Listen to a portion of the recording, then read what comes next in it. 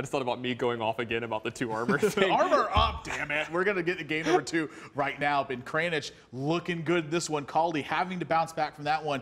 And he's the kind of player who's been second-guessing himself lately. He cannot let this get to his head. He's got to stay focused, can easily still win this series. But we're going to find out what steps are taken right now. I can just see people talking about it in the chat, like, man, Tannen freaks out about just this 2 armor thing so much. Kranich is going with Mech Shaman. All right, buddy. Come on. Yeah, let's relax a little bit, Kranich. Okay, you're playing really well. I'm gonna let you win fantastic this game so He just easily. wins on like turn 5 or whatever.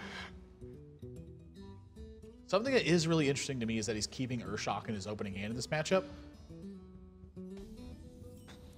Now, do you think he maybe thinks that this is the aggro paladin matchup, or do you think he knows what Kaldi's been playing lately? I think that's why he's keeping the Urshok, is because of that. But if he's been paying attention to Kaldi, he knows that he's been playing Aldor Peacekeepers, Sludge Belchers, Piloted Shredders. You know, this card's not fantastic against this. It's still decent against, you know, Shielded Minibot, maybe. You know, it's like not the worst card in the world, but it's not as good as it would be against, you know, the other versions of the set. I like the way you're having to say it. It's not the worst card in the world.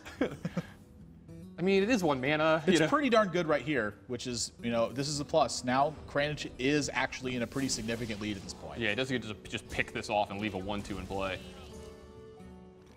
I mean, it answers this muster for battle pretty well. Yeah, now I'm looking at this board and I wonder, is this going to be Spider Tank or is this going to be Power Mace? I think you almost have to Spider Tank, right? Well, I think he wants the swings in as well. Yeah, you know? just to make the Spider Tank big next turn. Yeah.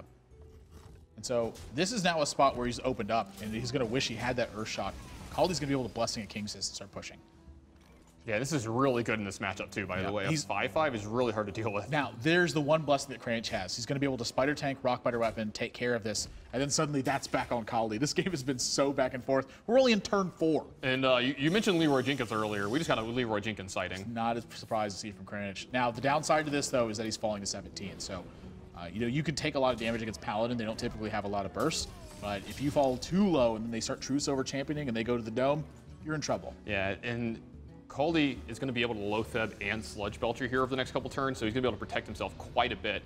And he's going to be able to pick off the Spider Tank if he wants to with the Loatheb. Whoa, that is aggressive. Yeah, that is a very aggressive play to see from Kaldi, and he actually, there's a chance that this gets punished. We've seen him do this so much, though, lately.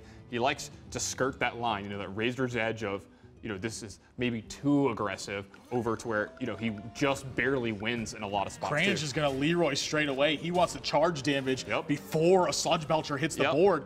Kaldi's at 13 right now. I love this play from Kranich because there's a very good chance something like Sludge Belcher happens and you don't get to attack with these minions. I don't know if you can play Emperor Thorson in this spot. I don't think you can either. I think you have to play Sludge Belcher. Yeah, and unless you just have the read that Kranich has nothing but like crackles and lava bursts in his hand. But where's that read coming from? Right. Like right now, he doesn't have that sign of information. The fact that Kranich is charging this right now, this tells me that he's got a way to reach me at this point. That could possibly mean weapons. Yeah, love this play of the Leroy Jenkins here because you might not get in more swings than later in the turn, and later in the game, and you have so much reach in your hand that can get around Sludge Belcher. Might as well make it count now. Yeah.